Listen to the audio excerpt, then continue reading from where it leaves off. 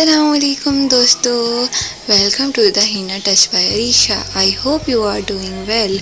तो आज हम स्टार्ट कर रहे हैं अपनी पहली क्लास, जिसमें हम सबसे पहले पेंसिल से प्रैक्टिस करेंगे। क्योंकि पेंसिल से प्रैक्टिस करने से हैंड कंट्रोल और लाइन बैलेंस दोनों इम्प्रूव होते हैं। तो चलें स्टार्ट करते हैं, वीडियो को बिना टाइम ज़ाया करें।